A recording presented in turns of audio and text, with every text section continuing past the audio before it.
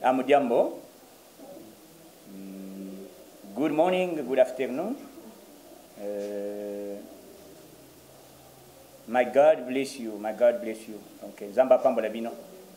Zamba Pambola Bino, Bisikato Bozali. Lelo, Yokaso Azalia, ou Lelo, donc chaque fois pour l'actualité, comme il y a une fongoli télévision, Hotiki ou Longoli Ban, puisque Makambe Komi, Nandenge à Liboma. Makambe Komi, tu as fait ça par détail. Makamoni les autres salles à Manamboka Nabiso. Nazana, j'ai un courrier venant des Pygmées. Pygmées, bazo funda Jean-Pierre Bemba. Donc, Bokoyoka Makamboa, nan botikala koyokate. Donc, lelo matoi e fungama. Bokoyoka demande ya Monsieur Martin Fayoulou. Azali ko senga ba na avion na direction bazo lokola bazo za ba congolais bazali banda. Il pas à plaider dossier na ye pas ministre na biso ya affaires étrangères. Nazuru kwa kanali nini kwa ya wabare pate donc bako chena list bako yoka makambo ndenge zoreka wa chena list po bayana yena mozito donc makambo ekomi na ndenge moko bako yoka yango donc mato yefungwama sans ekomi na ndenge nini niveau nini mwana semi ozari on ne joue pas avec l'état l'état basakana na ite l'État azali na armée, l'État azana nyonso. D'abord, je n'ai jamais vu quelqu'un où il défie l'État na monde. Mais sauf moi nancé mina kisi na yena bandika na ye alinga qui a défié l'État congolais. Donc eza likambo moko terrible, hein, likambo ko kamo. Mais point ya liboso d'abord avant na banda semaine moko très surchargée. Na makamoni ne leki na semaine d'abord remerciements auprès du chef de l'État, Excellence, coup de chapeau, puisque yo kaka base, puis yo kimbela na biso, puisque ezali d'abord santé na yo, tous en avez besoin, on a besoin de vous en tout cas, comme vous venez encore améliorer votre sécurité, coup de chapeau.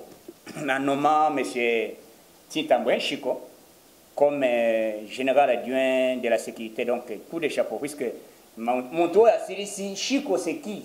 Puisque bien vous voyez, Chico, Chico a sali technique ya Ngonga Mouké, va récupérer Madina après 20 ans. Il y a occupation. Hein? Après 20 ans, il y a occupation. Chico a Koti, a fait technique à l'habité président, après ça, on a une chance. Bon, on a ça là. A Koti Zamba, Babetim Boumana, 2 minutes, guerre est qui politisé à l'époque. Mais guerre on est ici là. Les Loboyoki, Chico Azali nommé chef d'État, chef général adjoint à opération na garde républicaine. Et puis monsieur Christian Kiwewa Azali nommé comme a remplacé monsieur Oya Zalakia wa Ilunga Kapeta. Donc Makambu Fatia Sali puisque Batubazolo Fatia Zali stratège, Akenda Mambang Bangade, Azota Laza technicien en matière politique. Hein? Fati Béton, coup de chapeau, puisque Yoki base. Et puis, etikali niveau Nini, etikali il faut président ou toucher encore au niveau ya force aérienne. Il faut toucher en gros. Et puis, Batutu Bazana niveau ya tous les colonels, Banini, donc, Bao Bazalina agit bien. Il faut pas qu'on péter na pouvoir na yof président. Baza ba pété entre autres baza belé liste où yebi ngo mukonzi et ça bien na kolobela dossier ba magistrat avant na comme na dossier ba magistrat nazo ebisa bande ya est boy oyebi babundisa kanzambe te mon to bondisa nzamba longa na mokilo azate. Vous savez ce que vous avez fait au niveau de l'est ya kozwa innocent puisqu'il est du Kassai, Bozimoto, Botumbié. Nous avons l'évité. Ce n'est pas Félix qui va réagir, ou la police, c'est moi-même. Azia Ange Gabriel. Masa Kende Senga Mai. Mai Mata. Mai Mati, plus de 50 000 maisons. Hein? Il faut demander pardon, il faut aussi pardon, hein? Puisque bien besoin de mon aza innocent. bozolo ba kamere bazo reprocher le côté mais kamere azali na niveau nini bande ko comprendre kamere directeur ya cabinet ya présidence ya publique bakende ko kanga ka boy eloko moko bazana ba préviter akota bolo il faut bosser la demande boyoka déjà mais aujourd'hui tous à niveau nini hein au moni sika to komi Vital Kamere azali bazoli ko reprocher puisque asali détournement des fonds publics bokei bozi mutu bozi pine bobomi bozotu botumbiye kanda ya nzambe mati simai e komi oya yazela mina koa mai et c'est ça et zande mai est-ce que depuis que les gens sont les température oui les ali kamba température c'est bon mabatu bongo na est mai c'est matabongo eza colère ya nzambe eza colère ya nzambe. Attention à Makambozo Sala Makambo Oyo, Bozo Bundisa, président Félix Sekedi Azali, envoyé de Dieu. Nasina Ibisebino Kebokende na acte 24, verset 4, verset 3 plutôt. Bakoma excellence, j'étais choisi, excellence Félix Sekedi. Kombe Otakuna, Bokende Botal, Bino ba pasteur, Bokende Botal, Botala Kuna. Bozo Sala guerre moko diabolique contre Fachi. Fachi a vous fait l'autre, hein? Fachi ba élire na Bible. Depuis basal acte Bible ya nan verset wana.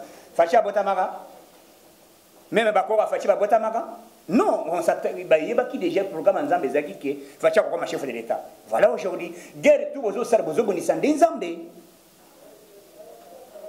Hein, ozo comprendre. Donc bitumba bozo sar ezali ni les sans effet.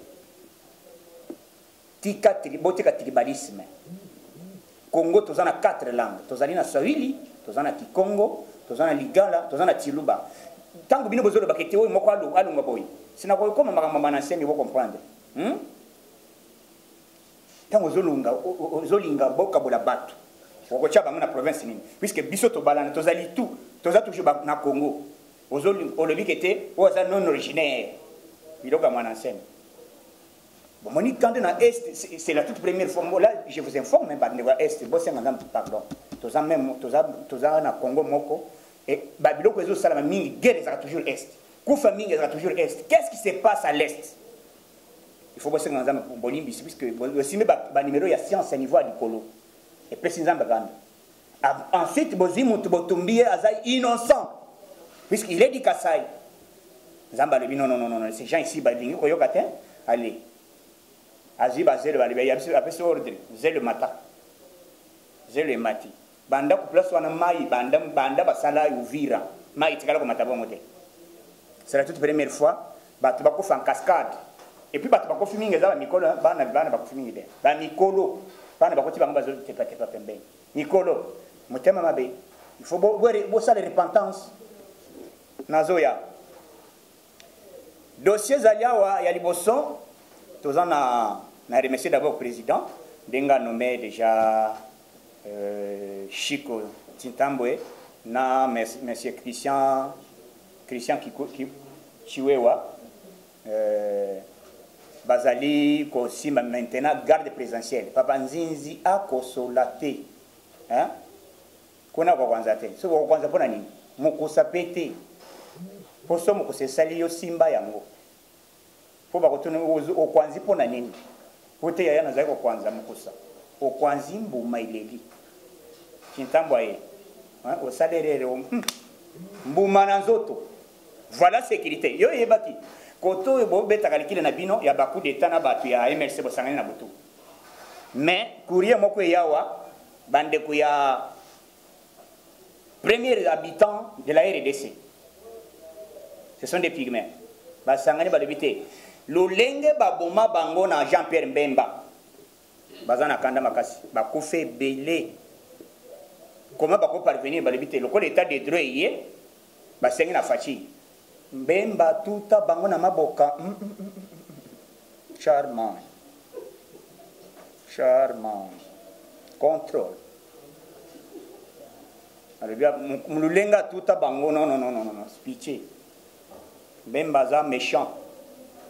Alors, tire bazana matanga, bamusu bakufela, ba pigme tout basangani. Le président, kotika memona bango, bakoya kotika lettre na procureur, pour convoquer Jean-Pierre Mbemba. Qu'est-ce qui s'est passé à l'époque où Azaki rebelle? Aboma combien de personnes? Puis remettre Basangani. Vous comprenez? On a un dossier. Nayoki, monsieur Madidi, mais elle on a reçu des alliés puisque Batutu, et le quoi Liboso, président Salina, gouvernement président, a payé ordre.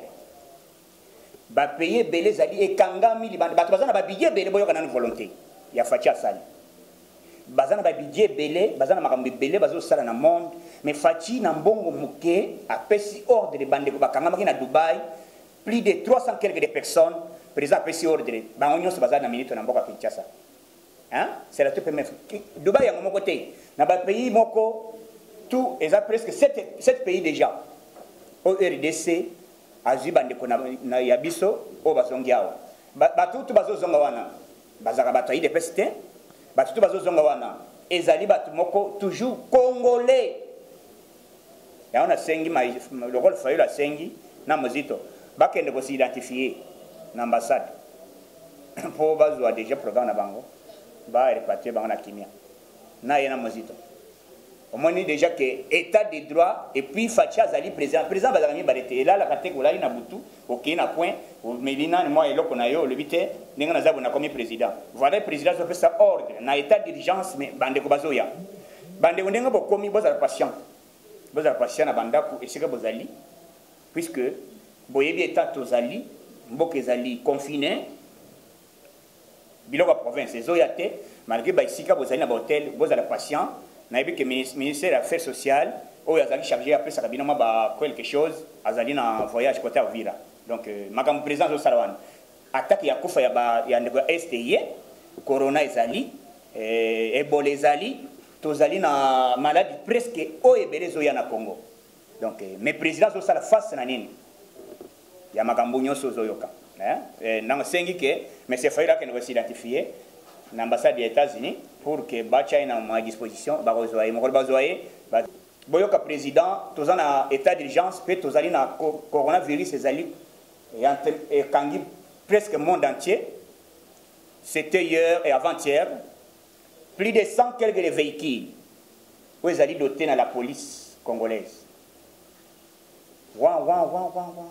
hein papa mbatu bako kangama hein plus de 100 quelques oui vous allez déjà donc ils ont déjà et déjà ils allaient avoir donc makambo fatia zo salangwana hier nous avons des dossiers ali ebelé mais n'a pas épinglé au moins quelques titres quelque chose où ils allaient très important les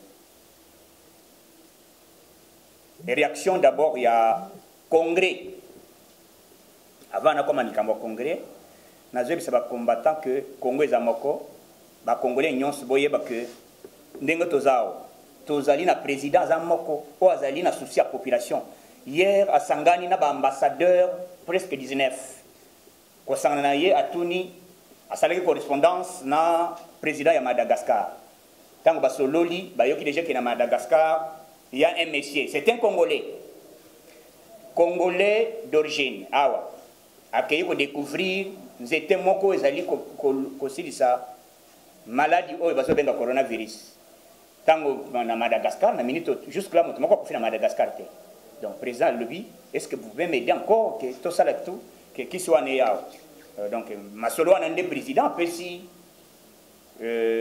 ezaki na débat hier devant les ambassadeurs tango akutani na bango ayibisi bango puisque eloko ezo sala mezanini bamindele omeso ozoyoka wana ezali trick ya ba lobbying international ezali entre autres monsieur Bill Gates na bamosusu baaméricain surtout baaméricain balingi d'abord vaccin ona ezala na kope ya compte na bango avant eloko wana esalama ata biso tozwikisi awa bakolinga ko adopter yango te pour il faut bapesa vaccin na compte oyo balingi et donc je passe donc il faut bango donc ezakop na bamindeli congolais da biso oyebi ba congolais bazalaka toujours batu oyo bakwambama baza batu ya mayele congolais wana zalaki bakanga ye c'est un médecin akenda kotanga na France tanga comme na France donc ba asali moyen akoma na Madagascar ba spécier expertise à sali yango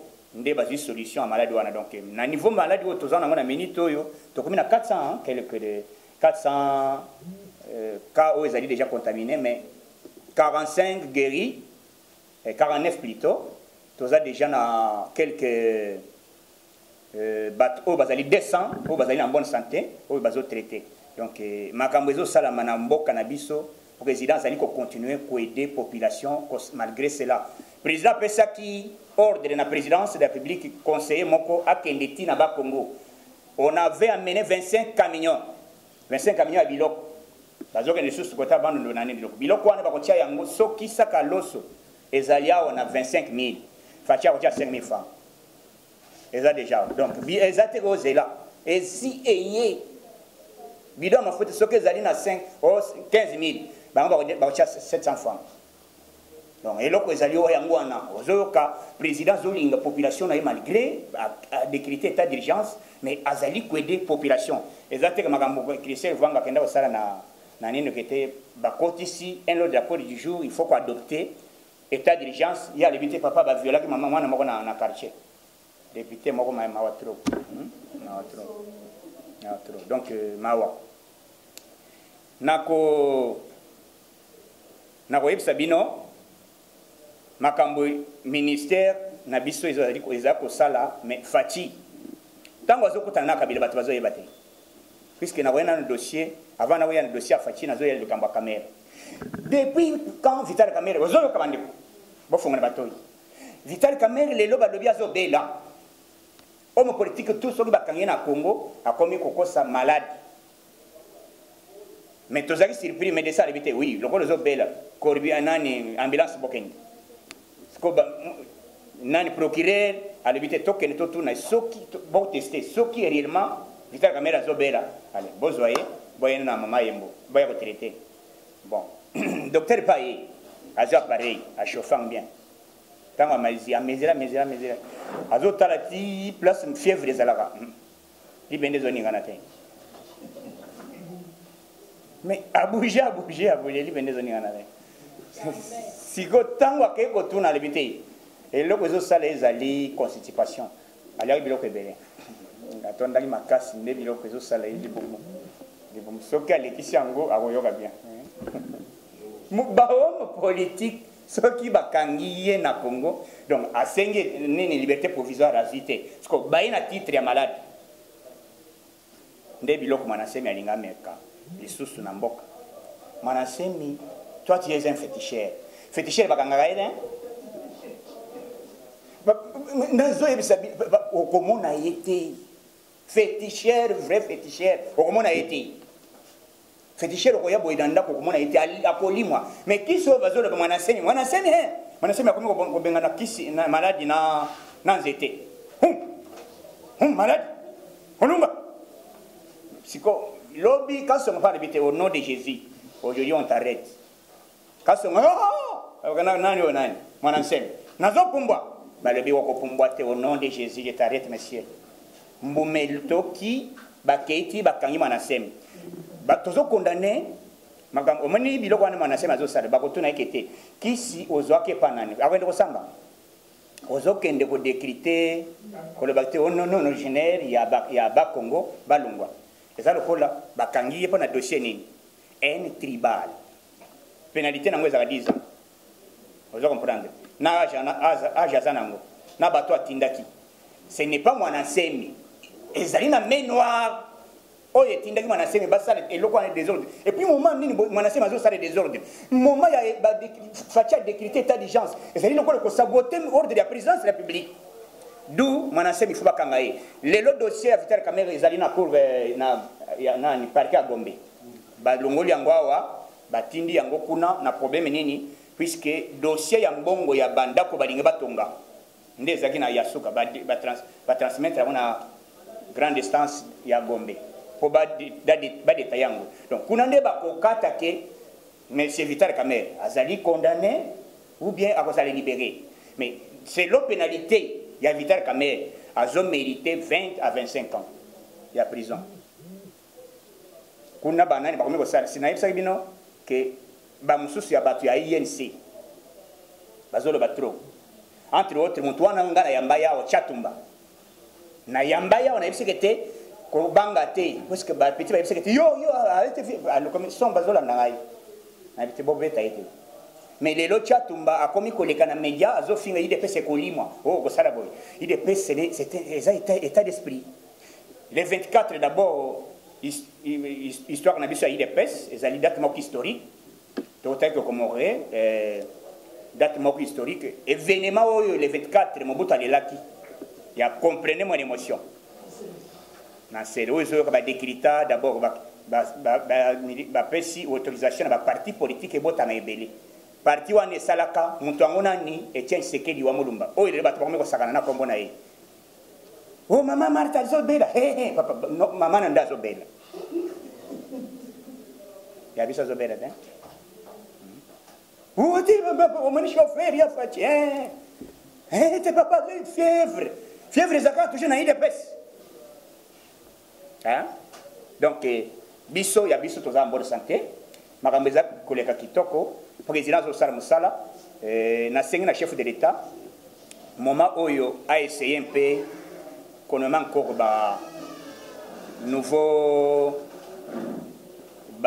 nouveaux généraux a changé ma solo puisque tous en a besoin. Président Tokobangate, tous allez soutenir tout na dernière minute. Donc pas d'intimidation.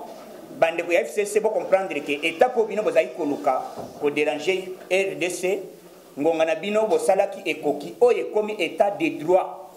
Ne faut pas pousser Fachi à qu'elle ne pas na magambo moko wezala te na botika na ba journaliste ou à cause na question moko mi balé à tout na puisque on évolue ati ko daye ba pesa ki ba petit kuna na côté ya ba Kongo abande ko tamana ba petit amiki donc ezali problème ezani soki mosunye komi makasi balokela kangombeli soki président nommé mutu moko expert place wana congolais dans un contexte mibali d'abord cet homme là sur le plan international a aidé président Angola Joao Lourenço batu nyonso bazali pembeni bakei otu bazalaki yakala o bazalaki na système ya muyibi bazalaki ozares mutu a aidé bango azali mutu wana azali technicien en matière ya détournement des fonds azan expertise ya ndenga liboma azoye bateke mbongo ebimaki autant azali na expérience ya makasi président a aidé ye a bengie po aya kopesa nanu idée ya ndenge ni transaction bongo esalamaka donc ezali na cadre wana et puis azali so ya Washington la voix de l'Amérique yo gason na maloba na yo ndeti cho la ngawa beti lisolo ya ma nyonso ko simi ma itele le kali na ba la moka zali FCC zali mais FCC peut dans mon qui dit ma tama da ko sala te na zo bisa yo omoni loko zo sala wana semezani kala betizo wana ko sala mote puisque Kabila kabanga tikala ko autoriser atangonga te pour ba exister mais tant faut à côté la liberté d'expression tout mais ndulenge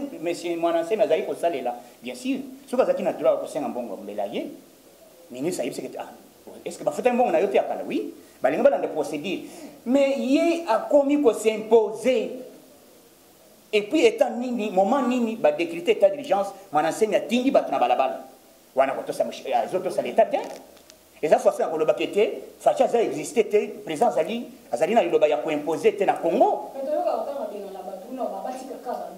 non je te dis mais yo zo ka non originaire c'est quoi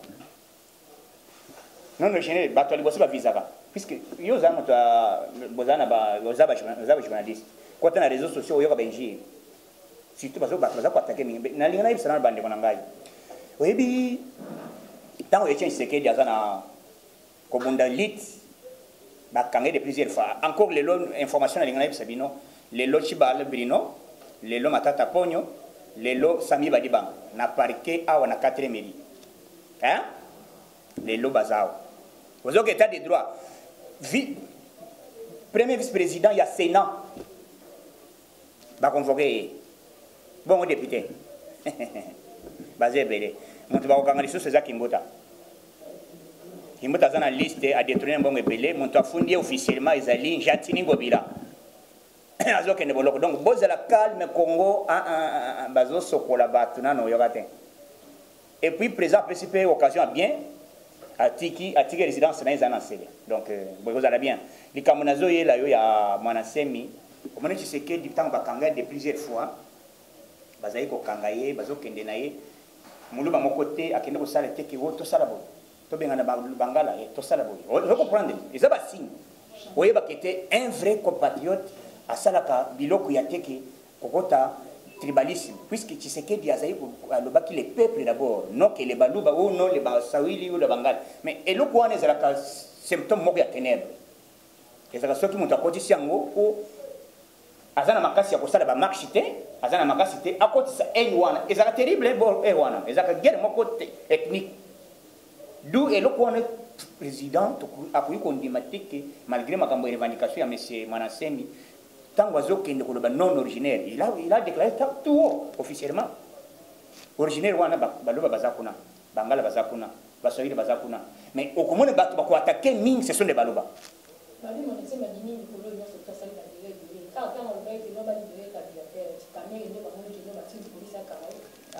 mais nazo biso madame yo zaliawa oza journaliste Mwanasemi plan na yeza lakini bato o bakoteli sima na ye ezaki posa bameka facha zali omone exemple muke Lyon yo ye na loboko lobité est-ce que mino ezali to ezate eloko Mwanasemi asali aye na mino aye na loboko atie na monoko ya Lyon ayoka soki mi azaka na mino pe akei kotuna mozindo ya océan nde Mwanasemi asali heureusement na lobaki awa kete Mwanasemi bakokanga yesera ozali aujourd'hui bana mokama te bana mokama te wande bakamati pe kamere bakatuni olobi mingi na kamere okolo nani asimbaki clé tango chibala zakisi chibala pe bafundi na dossier nini bino chibala bafundi afuti ba membre ya bureau na été ba membre ya bureau balobi te mbongo chibala la biso apesi biso ya mote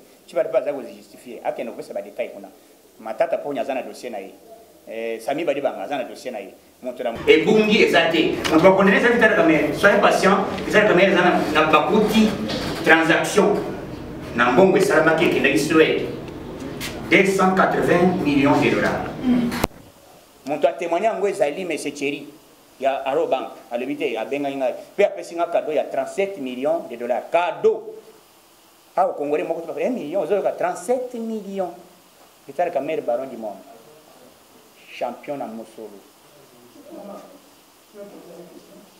Précisé, accord n'existe pas.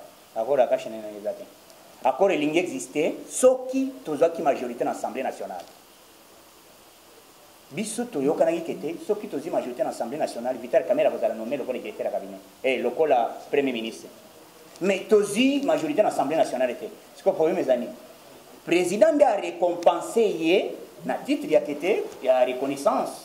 En tout cas, moi, je suis là qui est invité.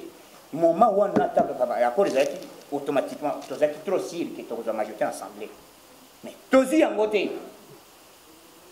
C'est fini, accord est tombé caduc, accord des problèmes de reconnaissance. Le président a bengali battu à INC. Mais informé, INC va kendaki. Président Bimisa a vous êtes en train de me condamner, vous dépendez partout, par-ci, par-là. Voilà les documents. Aujourd'hui, boyoka document ya Vital Kamerhe. Donc depuis batouana bazonga na ba preuve oyo tout parquet atindele président atindela bendis apesa depuis que te muntu oyo aza directeur ya cabinet na yo. Et d'ailleurs na lingana président déjà opportunité à ce président. Directeur ya cabinet à cause de la mal réputé na ndenga na te banda ko consulter chef de l'État excellence pardon. Avec tout le respect que je vous dois en tout cas, à mériter ce que vous avez été à cabinet. Puisque tu as la réputation, même sans vous avez tant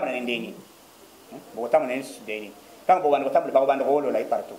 Donc, à ta bimi. Donc, Azam, tout le monde a libanda, musika. Donc, à mériter ce que vous avez fait, puisque assis à d'abord, ils ont honte na bisomoko, na minito. comment biso na minute tokoza le bakende ko toucher na cabinet de présidence de la République directeur de cabinet yibi mbongo est-ce que zo de bori loko wana na bato yense président bimisi le bango abimisi directeur abimisi document apesi secrétaire général ya INC donc bango pe bakena document ba yosi ba membre getema ça est-ce que nembo za boye membre moko ya INC wazana compte na banque metala c'est mec ya mida 9 millions aza célibataire akeko kuta c'est mec ya leki ya Vital Kamed millionnaire azimbonga bani ko mwana moko bani ko panza mbongo na si mwana ya muke bongo azo panza combien 100,000 $. Mwana bani ko sakana mwana po bona mususu azo sala publicité na média azo lo banini mutu ka fasha zo tambla na ngai pe na zo tambla na ozoka ezali ba image ba tuba zo mona yango mutu abongo asali sonya ko rezate fasha ngo ya nana tozana ngote ko rezate makambo président azo surprendre le monde entier biloko azo sala ezali kolekela bato puisque système ya facha za nango ezo lekela bato facha azali na plan na ye depuis kala makambo bakutani basoli na kabila eza mosusu mais oh facha yeko sala les gens ils sont tellement étonnés balobi mais balongoli pourquoi balongoli kapeta ilonga wana c'est pire kabiliste ya gaya monto abasala depuis azali sous sanction ya communauté internationale facha de betema sa olongwe bolo esili zonga na sima na molongo soko loboyi kozana molongo ale olongwe siko chita nani Chico na Christian nde bato ba code si ba sala ba code avant président Kennedy chombo donc na minute oyo na nseli cité de l'anseli zinza ko zola hein kuna soko le bano le kande d'abord zamba e kubanda ndini audience ko senga na zamba soki ba monio nayo na motuka na nani lance roquette puisque il faut na minute présidence dans la sécurité et le président zo sala jamais ko kene yebisa kabila kete na lingana nommé pour non basoli makambo mosusu ya ko yebisa kete makambo tozana ngo tala avenir tala boye tala batunayo nazo terre puisque président bengi kabila kabanga yebisa kete au moins ntambo mwamba comment il est en train de me manquer jusque là a été président Hollande été c'est un problème il y a moi nanité mais ça moi et puis président à Corda qui est avant to banda makambo to sala prière mais la Joseph Kabila sala prière le sambo est toki en désordre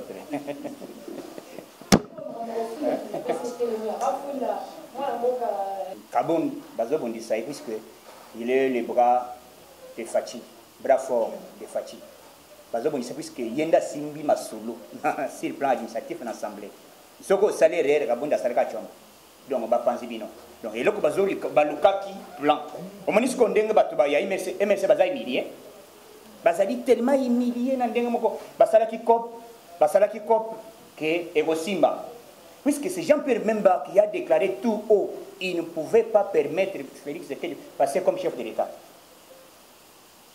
Et aujourd'hui, avoir Félix Tshisekedi président de la République, à quoi c'est prêté? Il y a un peu de temps Jacques Ndioli, Jean-Jacques Mamba.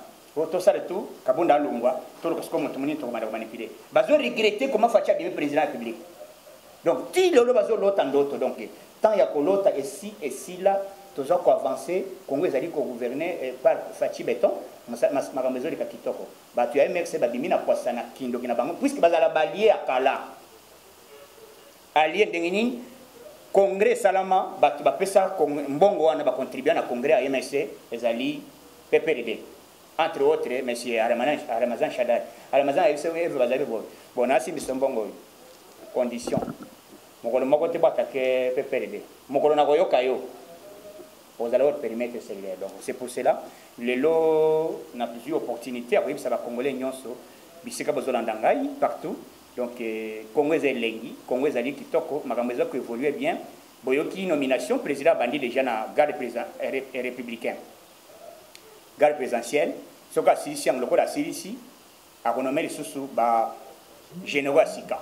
Puisque tout mon tuto azana pété ya colonel, il faut matin. Facha kotala soki ozana âge moko il y a bien, vous avez en bonne santé, ba kosala masolo libo mwezo ya puisque président sali tozana moment ni. Banque mondiale vient de débloquer l'argent, ba uti ko pesa 300 quelques au moins 300 na inviter caméra zana mona poche. Ne banque mondiale a fait mais awa kamere millionnaire ba congolais bazo kufa bino ba osenga liberté provisoire kamere ba kende ko tayina na ndako na kasho o fièvre vital kamere o nani o bocha cha pareil ba cha pareil ba munga ngalibité bon ezali par rapport ya li bomvimba puisque siko il faut to cha to pesto tongola non masori zo lega gito makambo ya biso Kongo na biso yango tozali koluka Fachi Béton azo continuer makambo eza kitoko bozala l'aise bozala apaiser tout mutu azana dossier ya batu tout basala mabe c'est ça le moment ya ko saisir opportunité gana le vigete Fachi aza bénédiction non seulement pour na Congo mais azali bénédiction pour na monde et puis pour l'Afrique batu bakolanda Fachi bozo bonisa Fachi bozo bonisa nzambe to simba na main de la main mu Congo mu Luba mu Swahili beto na beto nyata borto to le Fachi be o boy Fachi o katsi bra nyata borto j'ai dit bye bye merci bata FCC bazo sala nini ba libérer ne mwandanse yango wana nde na yeko yebisa bino avec preuve à l'appui que ne mwandanse azalinde agent principal ya Joseph Kabila pour na compliquer politique ya président Félix Tshisekedi ba même na zela tribalisme madame Christelle Voang wana eza deuxième dossier to nito kota na bino donc dossier ne mwandanse na koyebisa bino clair que aza ozare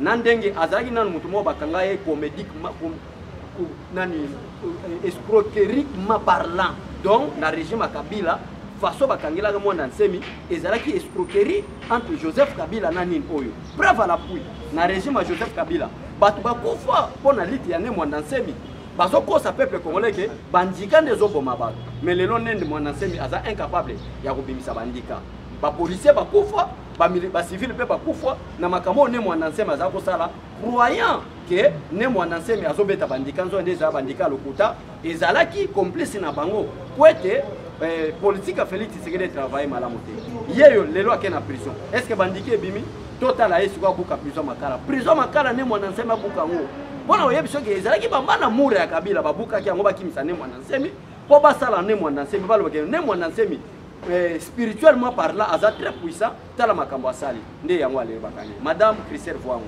je regrette beaucoup nazo regretter mingi pona yo muto za koleka na émission ngo à l'époque ya Kabila toza bengoni chez nous boza koleka ebele kiosque ozoleka na kiosque nzoka nde ozaki une femme moins intelligente ozaki nozo bazo bozaki maelete lokola peuple congolais a comprenant ki malamu que Kabila nde aza malheur na biso toute personne qui sera contre Joseph Kabila peuple a kolinga parce que peuple congolais a désouvert Kabila motema nyonso alors bino bo profiter na faiblesse au peuple congolais azaki nango ya ko désouvert Kabila ke bino bo finga Kabila pourtant bozo finga Kabila bozo soit succès tala preuve à fouille lelo Kabila za na pouvoir te peuple congolais bino bato boko lananga na ba chaîne oyo na koyebisa bino boyo nani madame Christelle Voango abimina tribune ya assemblée nationale yoka déclaration na ye pourquoi tokende na confinement susu ya 15 jours pourquoi bino bo sepeli ke to bakisa susu 15 jours en attendant na 15 jours ça c'est un député national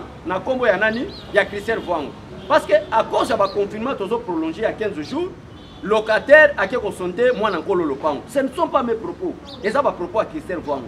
Locataire a qui consenté colo le pango. Alors Christelle Voango a critiqué le président de la République. Pourquoi qu'on prolonger état d'urgence? Parce que bana batu belé bazo so bazemi parce que baza place moko. Ba propos ya nani ya Christelle Voango. Alors peuple congolais. Biso siko to kofanda kaka nieto lo baté so itolobi bolobi ke tala baza boy. Un député national na débat oizali public en direct à RTNC azo bibisa ba propos oyo pena koloba était président de la République état d'urgence esengeli stopper donc en d'autres termes Christelle Voango veut dire que non tokufa na biso na coronavirus mais bato babima madame je regrette osomona na respect à moi si nazota la maman nga maman Marthe nazota la maman Denise nazota la maman Clotilde Kwetina oya botanga na boya ko attaquer ko si je suis comme ça c'est à cause d'une femme yango nazo boya ko attaquer mais na lingana lobelo ba propos moko lingo regretter pourquoi bota ma congolais osolan congolaise na regretter osoloba ke président Félix Tshisekedi a sali erreur ya komeba état d'urgence il y a plus de il y a 15 jours ou 2 semaines yango les ont poussé ba papa kolo le pango ba sente bana batu nous allons comme na mboko est-ce que cette maladie seulement la maladie de la République démocratique du Congo ou cette pourquoi d'abord vous l'appelez pandémie au lieu de l'appeler épidémie épidémie parce qu'ils ont frappé territoire moko ou soit une nation seulement. Mais dès qu'on appelle pandémie, parce que ça devient une situation mondiale, madame. Et cette situation est République démocratique du Congo. Donc je suis tellement désolé, vraiment, n'a regretté ming. Donc, oh, Moutoumouga dans la prison, biso, on respecte la hiérarchie à parti.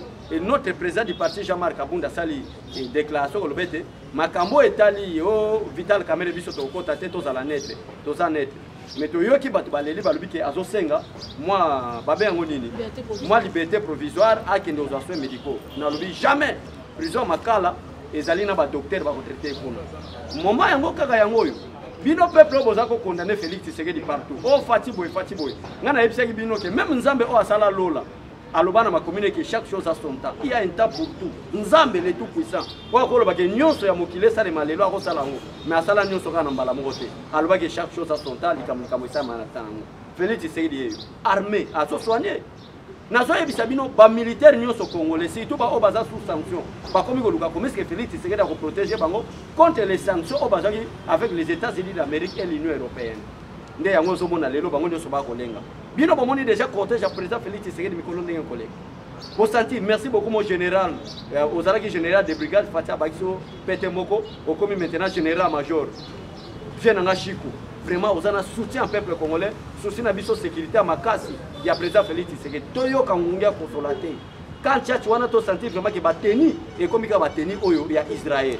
Donc, président Félix Tshisekedi a soigné la sécurité, sécurité Zakito. Pour nous, nous avons nommé à Kendano, Bakiaki, au côté de Joseph Kabila. Et bon, il y a un accord gouvernemental, au biso to Sinana Kabila, il y a un délai au président Kabila pour avec l'exil. Kabila a une négociation. Pourquoi pas Bino pour s'inquiéter? Il est arrivé, il y a le président centrafricain, mais bon, il est arrivé, il y a Moutoto Longola dans le pouvoir. Le président de la République a bien pour libérer Azokende exil. Est-ce que Chico Oyo, quand Félix Tshisekedi a nommé Aketou Kabila, peuple congolais bato nyonso bomona Kabila lokola mwa muto munene azani loko teka ndenge fabrika za lobage ligne ya pamba to botele pouvoir problème na biso na bango différence na biso na bango baza ben discipline politique nous avons quand même reçu une éducation politique pour tous respecter par principe si Kabila lelo akuta na président Félix Tshisekedi ezalaki pour être Kabila zo bimane libanda mo wana promettre dino et deuxième objectif président Félix Tshisekedi akuta na Kabila du fait que nous sommes en coalition et le patron du FCC c'est Joseph Kabila akenda ko kutana pona ko laka Joseph Kabila ba bêtise aboyi ba bêtise liboso mutalobaki yango Janie Mabunda ba bêtise ami balé mutalobaki yango Alexis Tambwe Mamba et baza ba haut dignitaire de la République pourquoi ba koloba ba propos na ba chaîne nationale na bengi lokola autorité morale na bango à la prochaine soki makambo esalimi moi Félix Tshisekedi j'ai déjà téléchargé la dissolution du Parlement à 95% et tika les 5% tout le gars tchakwa kosola quoi to buka ngonde et ça ni ne créer contradiction à chef président a Nabino na média lui que no ya kokota congrès te to moni que na assemblée na plénière ah ben peut-être vous confondez les congrès. Les congrès c'est l'ensemble. Les congrès c'est l'ensemble de l'Assemblée nationale et du Sénat. Oh Jean-Marc à côté ça congrès et ça Assemblée nationale conformément à l'ordonnance signée par le président de la République, on a autorisé des chambres va se réunir mais différemment, séparément. Les Jean-Marc à Salanga.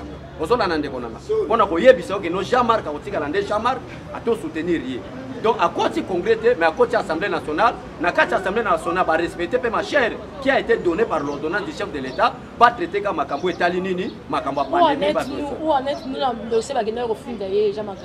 Dossier au fond d'ailleurs, Jean-Marc Abuna qui est fond d'ailleurs. On a Jean-Jacques Mamba. Maman aux journalistes à Jean-Jacques Mamba film du chanvre, congolais no sahibi. Bata MLC belé baza soka meli biloko wana moni abani ko loba n'importe quoi. Mais que nous retourner question loba qui est dossier zo que justice. Pourquoi jusqu'à personne zo landate? T'as la même mise sur Jean-Jacques Mamba so azolo.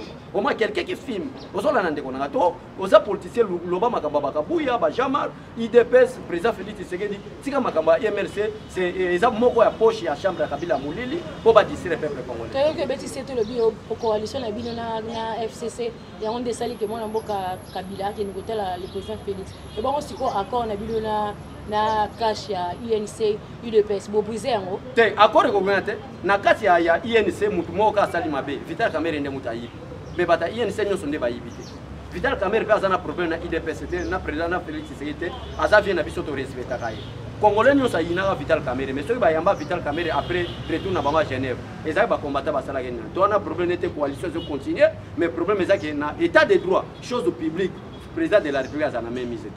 Chose au bazol de la Vital Caméra, chose publique. Ce qui Félix Tshisekedi a mis au sein déclaration au côté là, état de droit. Nous voulons construire un état d'État. Tout ce qu'on a dossier caméra, bisona bino tolela ki awa ba libé ba moyambo pour ba kendo observation de santé ba Frank Diongo ba pasteur otoye ba kiwana lelo mwana mboka directeur cabinet za malade bazo sengo kendo observation na étranger ino koloba. Ba moyambo ba libéraki bango te parce que ya bango ezaki régime à Kabila. Na régime Félix Tshisekedi oyebi ke moment Vital Kamerhe so azosenga liberté pour faire que observation médicale kendo zongo wadi po ba frontière ba pays za kokanga. Akuzongoka na Congo, c'est-à-dire ba Congolais oyo ba docteur balinga ba traiter na hôpital wana l'état congolais zo en charge ba tindele ba docteur na prison ba traiter yoyo ya bana papa biso na IDP to ba boma mutu on peut te comprendre mais yiba yoyo ya bana c'est une grande infraction par rapport à la lutte de l'IDPS donc mutu a yibi yoyo ya bana abomi plusieurs Congolais que mutu abomi Congolais moko donc selon nga je ne parle pas en tant que combattant de l'IDPS, mais je parle en tant que citoyen congolais. Pour ça, on a en tant que combattant de l'IDPS, on a CG Kabouya, on a président Jamal Kaboul.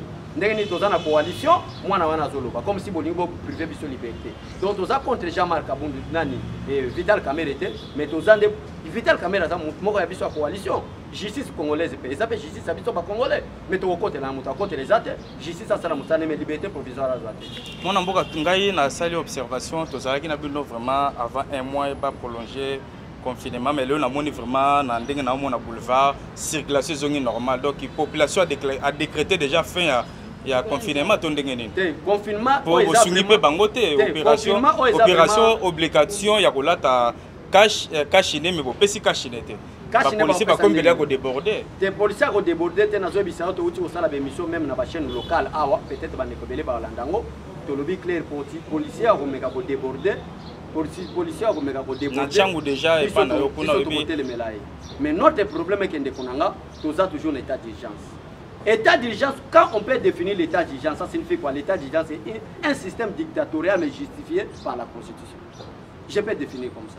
C'est un système dictatorial mais justifié toujours par la Constitution. Donc maintenant le président de la République impose, il peut faire n'importe quoi. C'est la raison même dans une question pour faire papa, congrès. C'est Alexis Tambouemamba. Et président Bengi Bango Nanseni. Bâti micro. Pourquoi le Bagdati Jani Mabunda? Parce qu'il y a Yoka qui biloko Fatia Ebisakaye. Donc, peuple congolais Bolandi Biso, tout ce ensemble, problème Nangezali. Papa ne mwanda nsemi bo liberté, ce qui a besoin cacho amuke, il faut habiter plus de 20 ans. Parce que à même tribalisme, bali ko senti mulu batena ba Congo, bino bozo landelango bo lever lango te. Bon mutu nyosa mu Congo azakuna, bali ko senti mulu batena ba Congo kuna. Or que balu bebele be basala ba investissement, basala pe ba investissement na bango na ba Congo parce que ba yebike c'est l'une des provinces de la République démocratique du Congo. Mutazo pesa ordinani ne mwanda nsemi. En coulisses na nazo batela quelques batu ya FCC le roi Joseph Kabila. Neto yebi makambo wana justice akosala musala na ye bakotuna ne mwanda nsemi makambo ye azosala wana azozwango wana ngai komona nga eza président Philippe Lukusa naza vraiment président ya mouvement munene FMI force mobile d'intervention de l'IDPS eza association munene oyoyo eza tellement implanté presque sur toute l'étendue de la République. Donc c'est ça, naza combattant oyoyo abundi pona alternance tozomona lelo Fachi Beton azawana.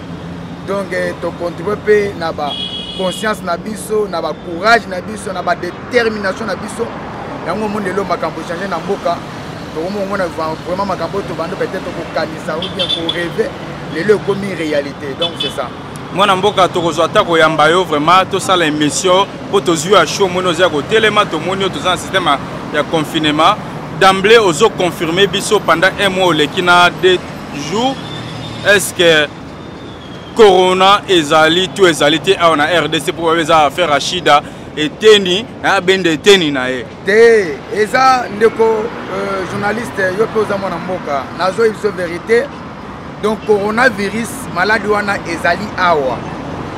C'est une maladie tangible. Vous comprenez? Vous avez un exemple, batebele oyo bazoki maladie wana babika, batebele pe bazo maladie wana bakufa. Entre autres, vous avez un ministre de l'économie, Agasia, abelaki corona. Mais nzamba soumié abiki. Ndeko na yo za na cabinet na ye, abelaki pe asanini accueilli.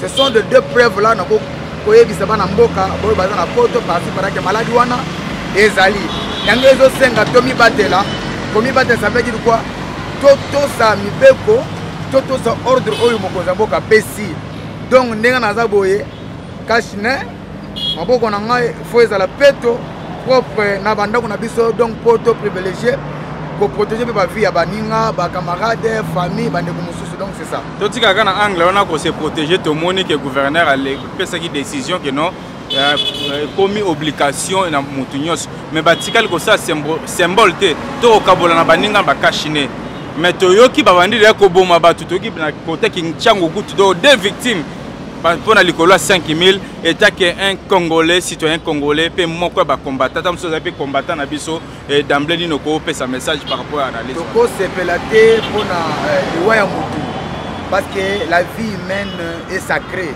ezo sala pasi tango zo mona camarade ndeko citoyen congolais akufi ezo tungisa ne yango nazo senga na ba la police na biso ya mboka na biso faut balakisa mpe bazala exemple ya kolakisa ki professionnalisme na musala na bango d'après que makambo elekaki na jango et se répéter te mais d'après ba information toka pena ke eloko wana ezalaki pena balle perdue parce que vraiment moyen na confirmer pena eloko wana ezate parce que ezaki information na yango nazo senga bana mboka po to éviter makambo nyonso wana esengi to sala ntoto sa mibeko ya mboka pona dérapage ezala donc c'est ça mon frère. Mon amboka vraiment to continue actualité to mona ki débat ya ndeko Tambo Mwamba d'emblée aboyaki congrès to moni Kabunda lobité so congrès salami ya kozala te mais to moni Kabunda mbala moko ye wana na assemblée nationale babi ke ifala zala te ni no ko lo ba analyse nyonso wa ouais donc batebele bayoka ki jamais Kabunda bien te vous comprenez au moni Tambo Mwamba n'est pas un modèle dans notre pays il n'est pas un modèle Tambo Mwamba surtout l'anglais d'abord, qui député wana, qui président sénat wana. Tambo Mwamba c'est un rebelle. Vous comprenez? Un rebelle, mouto aboma, ba congolais, asala makambele aboma ba avion, bombarda ba avion. Tango aleka, to le bité to ngene na musika te. To benga kaka Jama Kaboun aya apesa leçon. Jama Kaboun apesa Tambo Mwamba leçon du début jusqu'à la fin. Tambo Mwamba azonga mutu, azonga normal. De deux, Jama Kaboun aloba bien clair. Ce qui congrès en ekokota ngana kozala te alors bien congrès et puis à confirmer bien que congrès peut kozala pété vous savez président c'est jamais Kabunda kuna et ça parce que deux chambres et siéger séparément donc sénat nanga muna bango et parlement nanga muna bango vous savez c'est ce qu'il y a kota en tant que vice-président de l'Assemblée nationale aza wana loko la liste soit faite donc expliquer ce congrès différence entre congrès na des chambres et siéger différemment pour bateau que congrès et siéger pour une décision vous comprenez si quoi assemblée na sénat et ça pour rédiger la loi pour expliquer la loi vous comprenez pour proposer la loi donc c'est ça congrès et ça convoqué pour d'abord discours non non convoqué on va convoqué congrès d'abord c'est le président qui est censé saisir les deux chambres c'est le président qui est censé saisir les deux chambres. Après, bango va fixer un jour un congrès. Congrès côté soit le président a copié du discours ou bien soit pour la révision constitutionnelle. C'est ça. Vous comprenez? Vous avez une spéculation que non, congrès n'a pas sa fatigue, va voter. On connaît les zawana. Bango na ba na mike. Na minute au fatigue zawana ti na ti. Vous comprenez? Ba mi constater IDPS ça pas lutter. IDPS ça pas parti politique ya malette. IDPS c'est la machine. Une grande machine de la République. Somme qui au côté d'un peuple congolais dans zela biso ngona toleki bato makasi Bantamo Mwamba ba mususu wana baza bana mike vous comprendre moi na mboka vraiment nazwi poto komi na suka ngana yo na kozwa penda émission mobimba spécial moko na moko bandeko anamo bato nyonso tokopeta o mokati kala pete to yamba moko na bango pe ba ndeko mususu ayo to yebi ki ba dirigeant penda IDPS na ba kwa moko ba motocycliste mais moi na mboka nini mbwa simbwa po muto asala ke bobi ma président de la République po to yoki bandoko yense ba biki non kalate ba ko loba vérité ndeni bozoki bokonzi mais pourquoi bino IDPS pourquoi IDPS pe Tshisekedi boke ko kanisa mwana mboka directeur cabinet na ye nazolo ba eloko moko vous comprenez d'abord biso IDPS to kontanga na force na biso moko to contre ba parti politique mike wana te vous comprenez to kenda élection en 2011 sans INC, sans quoi. Tout ça la face n'a pas presque nyonso to gagner l'élection. Vous comprenez? Makambo, il y a Vital Kamere. Vital Kamere, Aza directeur à cabinet à chef de l'État. Bah confier monsieur, il y a mon quoi bien clair. Que vos conjoints tozozo ou bien tozui oyo. Et ça pour ton abandon comme minete, pour te y bon à l'État. Il y a mon quoi le banc on a TV5. Et ça bisoté, alors bien clair que tozo instauré état de droit. Oyo yo kosala que tout le monde sera sur le même pied d'égalité. C'est comme moi na mai. Ake asimbi esika basimba raté na mbongo ya l'État dernier public a détourné angona ba master na ye ba mususu wana makambo yebani bato ya DG bato ya OVD Foner ba mususu wana babenga ngona droit une association de malfaiteurs. Vous comprenez? Une association de malfaiteurs bakangi de Kamere. Et pas la justice, c'est la justice qui va arrêter les gens. Ce n'est pas un homme. Vous comprenez? Ah ouais, commis Sambo Salim Olonga. Mais pourquoi acharnement IDPS INC? Cache. INC Azamwana Mouké, Azana. Bozoé na cache. Azate, cache pour lui, mais Azate. INC Azamwana Mouké, Azana 10 ans. Vous comprenez? Peut-être, n'a commis peut-être à niveau de ma maturité. Azam majeur, t'as un mineur, 10 ans. Mais biso bambaka 38 ans mon frère. Vous comprenez? INC à Kobala moi cité parce que ça a 10 ans, toi que ça a 18 ans. Azan mineur. INC ça mineur. Ba poto ko ba décider wana son département comme mineur. Vous comprenez? décider ça à terre. Décider photo tanga. Décider na INC. Et ça presque ngomoko. Vous comprenez? Ça perti moko ya mike makasi. Yango nazo profiter na lancer appel na peuple congolais. Au monde ngeza wana. Batikeli biso mboka oyo en lambo yango fatia zo bunda pour atelemisa mboka. Je pense que makambo kozala bien coronavirus oyo aye ko perturber ba plan na biso la plan ya fati muke, mais je pense que makambo kozonga na rail lokolo tozana nzambe toute chose marchera bien sans problème. Est-ce que vous avez makambo tango zonga na rail pour kalater déjà tozo consommer pour ti na bi que to ko mati juin tozo consommer presque ina ndam to tika na ina ne su na ndam 2 ans na ndam. Est-ce que vous croyez qu'il y a 2023 élection au Zala? Yoka. Vous faites la bonne. Attends, élection c'est là. Yo yebi oza conscient ngai. Attends cette élection ezate. Facha ko zala kawana. Attends cette élection. Facha ko zala kawana. Nazo profiter le kama mwana. Olingo lo banini? Mudé doko toko na ko. Na lobi boy. Attends cette to comme 2023 to élection. Facha ko zala kawana. Attends cette te. Fati père ko zala kawana. Olingo lo banini so to ko zala wana. Ça veut dire quoi? Ce que moi perturbation par rapport à ma coronavirus. Et perturbé que l'élection est en 2023. La constitution est claire. Le chef de l'État en fonction reste en place jusqu'à l'installation du nouveau président. Non, ça c'est l'arrêt constitutionnel. Nous devons respecter la loi. On est habitués. Et ça, le Kabili. Plutôt que ça, la constitution, on va voter. On a 2007 et ça. Acte moko nani acte de vente. Vous comprenez? Yango nde tozo sala la constitution wana fatia ko zala wana 2023. Élection ezali za ko zala ka wana.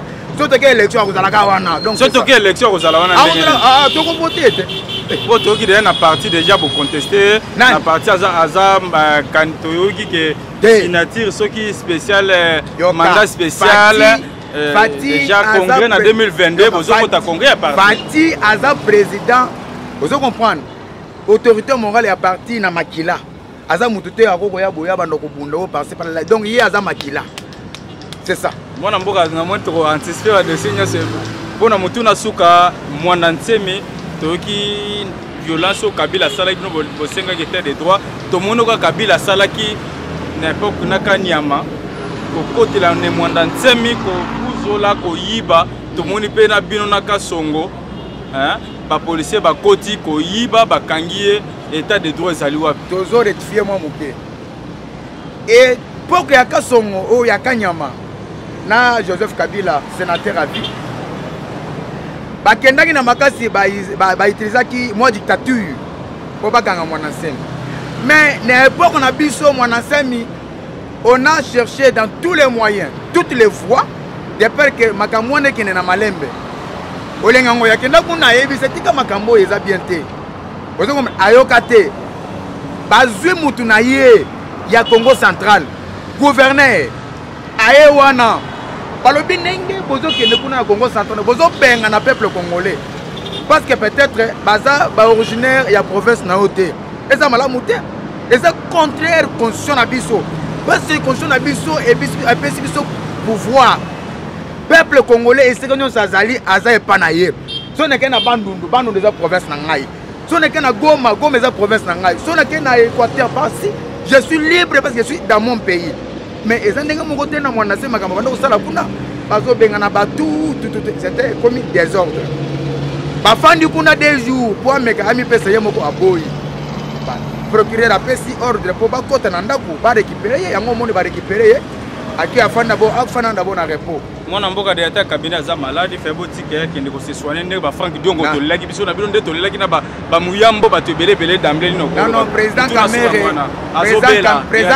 directeur cabinet chef de l'état aza bien il a en bonne santé balo biango batal batini ba docteur kuna ba checker il est en parfaite santé il est en bonne santé et puis so zobela ba docteur bazali ba okende kuna azo so kuna abe zate c'est tout à fait normal. Vous comprenez? Mais d'après l'information, tout ça, va checker. Vital Kamere est en bonne santé. Aza bien, Azola bien, Azola bien. Je pense que le dossier n'est pas fixé dans le tribunal. C'est même Oyo.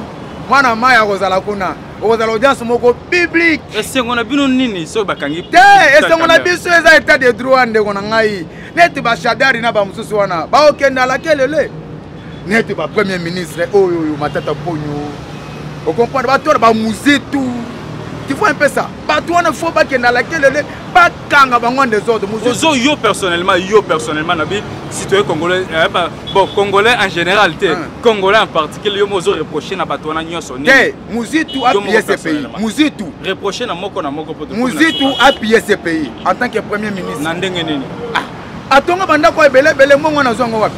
Adolphe Muzetu muyibi munene. Deuxième matata ponyo 400 millions de dollars américains. Oyo yekosenga ke ba locomotive e ya awa ti le to mona locomotive. Mbongo la lukanga bonzo soki lukanga bonzo soki. Lukanga lonzo soki ni wana. Matata pon aliango ye azoku to delà de 1 milliard. Kolega ba kamera na ba Muzetu wana. Ba kamera bango bazioka ba 1 million. Ba Muzetu wana ka ba 1 million. Ozo comprendre donc esengeli makambo ezonga rai. État de droit ndenge koti boye batu wana bako kangama. Neti ba Chadari wana ba crime basala fo ba kanga bango. Vous comprenez? Neti ba Kabila wana Kabila okende. Na civil. Mais yozo ba okende to moni face à face na chef de l'état pendant confinement. Face à face ezo pays qui c'est justice ça la musala na ye. Vous comprenez? Face à face ezo pays c'est justice ça la musala na ye. Neti ngai na za compte rendre na Kabila wana fo ba kanga ye. Na porter plainte kala mingi. Asala onene. Kabila. C'est monsieur détruit ce pays. Message ya suka penda na kotono par rapport ya to mona ki moko e ba pasteur atiki ba benga ke avec moko na Pascal atiki ba pate aki ko porter plainte azo ko na Joseph Kabila. Donc nous sommes dans un pays d'un état de droit. Tu peux m'empêcher de tout sauf de respirer. Et avec mon connaissance azana droit na ye pour que ne porter plainte il est libre. Mutu boko ta ko peksaye. Eza lokola yo ndengo za wana soke ofundi Chadari. C'est un droit le plus légitime. Vous comprenez? Biso tozo encourager à que ne lugoso na pas plainte na ye. C'est ça. Et puis nazo senga peuple congolais kota la wate kota la kuna. Parce que ndema ka moto zo kende mabe ezali. Prison makala. Ba porte za ko fond. Do yango nde tini. Anga ndenge progrès wana loba ya bandu na loba nini. Alobi boke bana escroquerie. Parce que beaucoup de sa prison. Yango IDPS c'est comme qu'on s'enrôler na ba sportif ba dingwe ba ancien IDPS ba batamaraka. Non écoute. Ko ba dingo na ba IDPS c'est ça parti politique monene ba libre. Ata lelo oyo so Kabila lobi akota na IDPS un problème te akoya wa totuni ko mona ya papa na ya mama na ye akomi membre mais so ki asali mbeba justice akolandela ye. Cause la membre IDPS lingelo bataki aux au-dessus de la loi. Non. Ozala membre mais justice akokanga yo. Message sur la diaspora. Bandeko oyo bazana poto ba diaspora pena so parce que ba diaspora ngonzo bazali. Patro ko ba bokecho. Bazala diaspora. bakomanta bawana ana ba diaspora yango bayebi kutulita te nini wana jo wana akotambola awa te ti échanger asa yoka solo gaz basa baboma donc azala moninga na ye boye bakema baboma moninga na ye amemi ye makila pene koye na nzoto bakombata nous sommes ensemble toza de guerre na faci beton mabondele makasi vous comprendre mboka na biso il pleut que neige okende liboso c'est un pays incomparable nazo pesa bino numéro na yango wana 085 468 22 60 085 468 22 60 numéro na yango wana. Je vous remercie. Nangai Chibangu, Nazali, rapporteur adjoint de la Ligue des jeunes de l'IDOPES. Et puis les deux, Nazali vice-président, il y a Anamo, association au Monaka. Ma moto est belé. Comme Sibiso Lelo, et comme Sibiso n'a pouvoir en dengue tout ça bouiller. Un grand mobilisateur. Et voilà. Tozali Tamoulaï et Salamé Kiboye, conformément à la question nayo, il fallait qu'on respecte son président Lobaki. Alors, il faut vendre dans la banda. Tout d'abord, il fallait biso, tout d'abord, respecter, vendre dans la banda. Et voilà pourquoi il fallait qu'on respecte, qu'on vende dans la banda. On est malade, ceux qui ont money, on a lati. C'est pour montrer à tout le monde que vraiment, dans un temps critique, dans des guerres. Les années ni malades aux anangos nambo. Ozo confirmer malade des autres. Mais malade des ali. Tous ça n'a pas to palper yango nambo cannabis. Malade des ali namboka et c'est profit de l'occasion. Na yebisa mutu nyonso o azolo ba ke malade des até. Peut-être mutu na yeso salate. Mais to baluki to tamboli malade des ali. Et ça n'a pas to passion qui malade tokei. De loin, to moni en tout cas ezali ezana mboka ezakutu ebelé. Un mois après, le chef de l'État décréta qui état d'urgence, tout le monde a circulation à bon côté. Ngano tous a limité au monde vraiment circulation. Donc le peuple congolais a boxi a bimine déjà a déclaré que malade est Cécilie. Mais par rapport aux hommes en circulation, yo tous autres landé ba tous les gars petit boulevard na grand boulevard. Ceux qui ont allé au circulation là, ils allaient circulation normale ndenge tous a kanangote. C'est-à-dire nous tous soit respecter maladie. Bon, quelque part, tous on a limité Nengotali.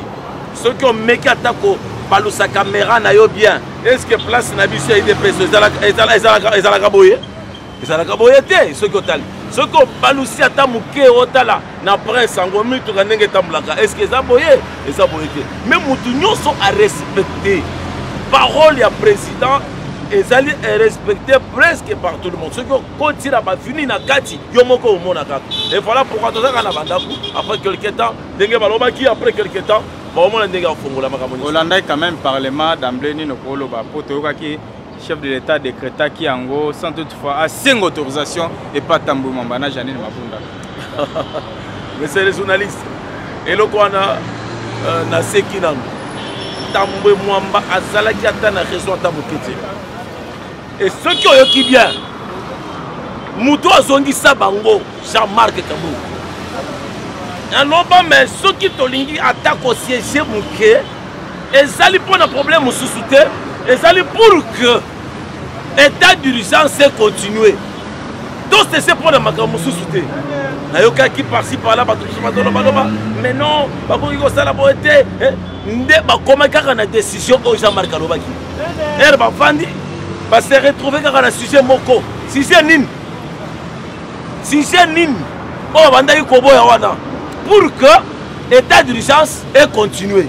Et voilà pourquoi il fallait l'état d'urgence ait continué. Malgré Baloba, il est le garant. Il est président de la République. Compréhension na bango ezalaki musika.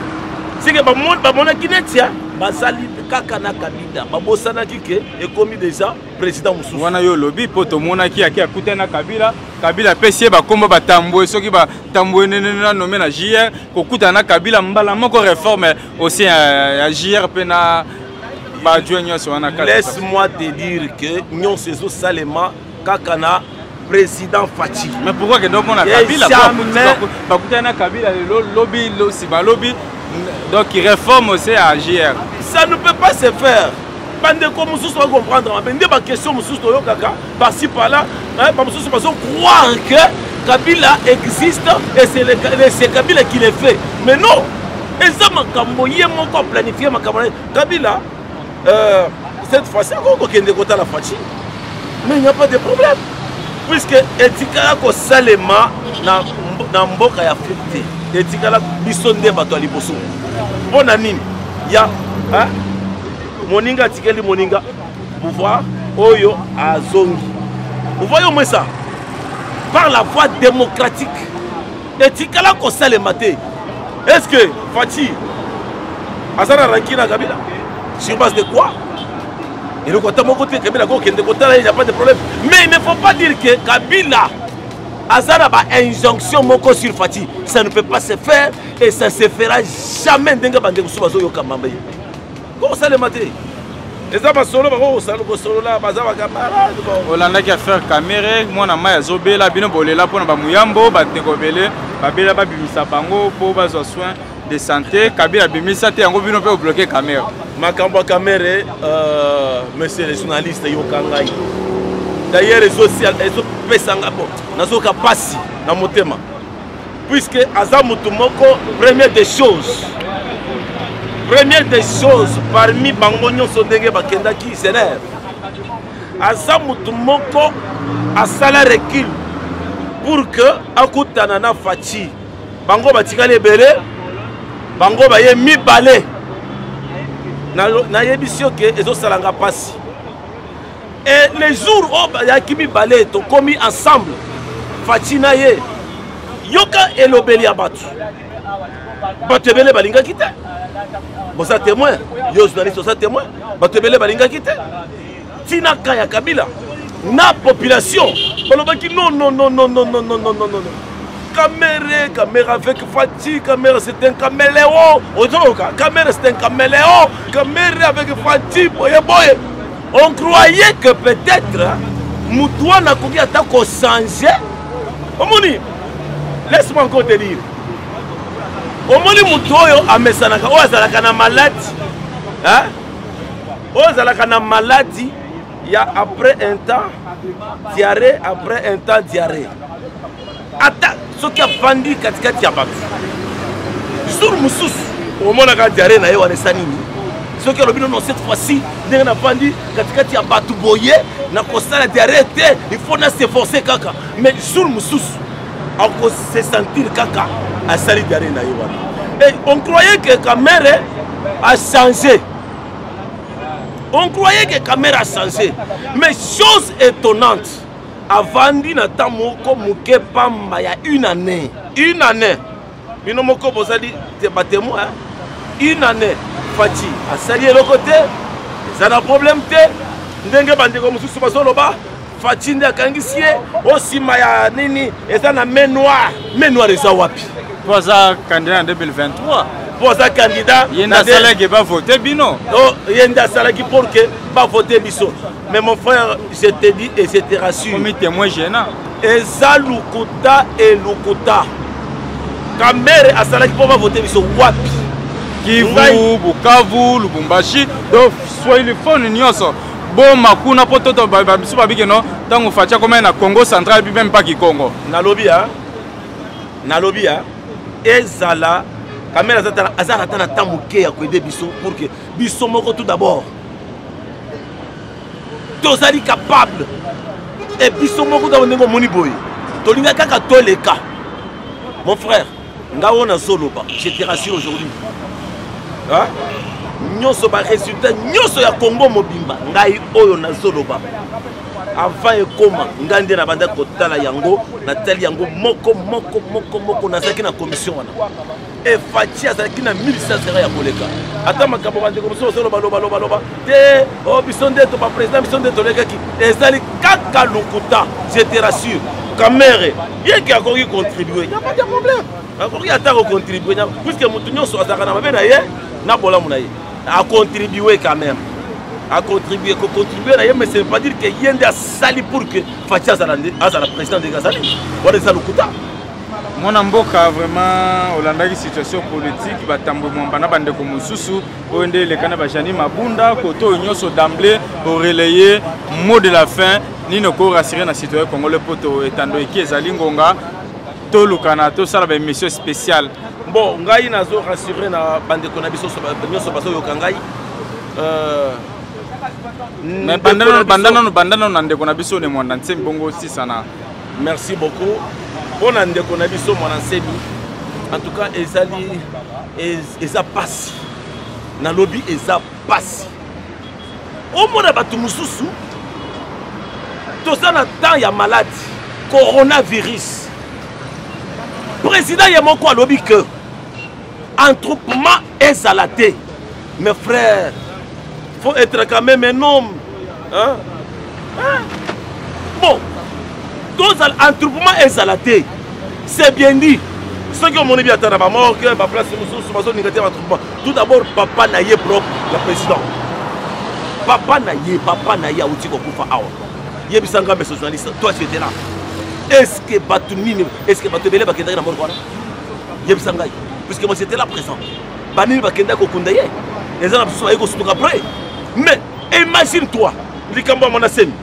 Monasemi, bien que, mais au coup de l'église, plus de 200 personnes.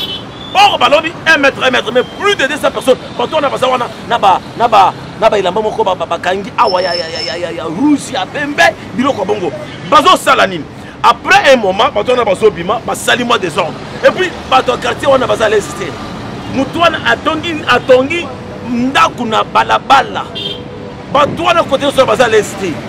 Est-ce que toi tu es là pour priver la liberté du peuple? Mais non. Il n'y a pas longtemps, Yomoko Yokaki. On a Sakunate, mais Alobaki n'a sa président. Et Kalamingite n'a son prêté serment. Basalaki est le côté. Cette fois-ci, quand on a un entroupement, moi j'ai dit que Bakangi, Azana Batu Ebele, Ami Kangeli, Nanda Kuna Batu na Yewana, Aboyi Mobeko, Yamboka. Et puis Batouana Bazobima, Basalimo à grossesse dans la police, les morts d'hommes. Et puis Moutoana Batikaye. La police Nabiso. Et puis la petite banque vraiment félicitations la police Nabiso. Bagaye Bazouye. Merci félicitations Bayibi Bilo qu'on a Bakiti tout le monde a réseaux sociaux Bayibi Bilo ba télévision. La police ils ont fait ça bango professionnalisme. Mon frère Nazo félicité bango puisque Bazouye tout d'abord Mandasé. Vous comprenez? Makambo ya kozwa biloko. Moi je te rassure que kaka patunaye wana bao bazaki na ye contre ya quartier na patunaye sur place er baso kima muto azui er siko bomso ya voisin amoni a Rosandeni. Ne dis pas la police. Non, moi je l'ai vu. Ça qui l'ambe mende c'est la vidéo. Non, police na biso zo sala musala ngo bien. Ne me dis pas que la police a vu. D'ailleurs en général quand on dit ceux qui la police a yebi que a vu loko place wana à cause de la suspendu. Où soit on ne sait pas. Et l'autre, mais il y a mon corps le biango. Mais tout est dans la police. La police n'a pas fatigué. Et Zali, bien éduqué. Laisse-moi te dire ça. Bien éduqué. Batikala cause de l'autre commencé mais quand Batounaye Waner Baso Kima, Azu a tiré boy, Azu Kima a tiré boy. Batounaye, n'a pas toi quartier wana. On a été la police. Le Basuka n'a pas diaspora, c'est pas là l'autre comme la souka. Nazono Bapona ba diaspora na biso. Vraiment, ils sont comme Sangaï. Balanda Kabiso à chaque moment. Et l'aider. Nazolo Baboy. Na Pessi Bango tout d'abord, bonjour. Et puis, Biso tout ça, sur place. Visibilité pour pouvoir Nabiso. Moutota mon côté. À côté déranger pouvoir Nabiso. Ce qui moi dérangement, Toré Bisabino. Mais Tozaliwana, Toza sur place. Numéro Nanga téléphone et Zaboy. 097 684 35 29 087 684 35 29. Voilà le numéro Nangai. Et le Kwata Mukebo Bengi Namoko n'a pas expliqué.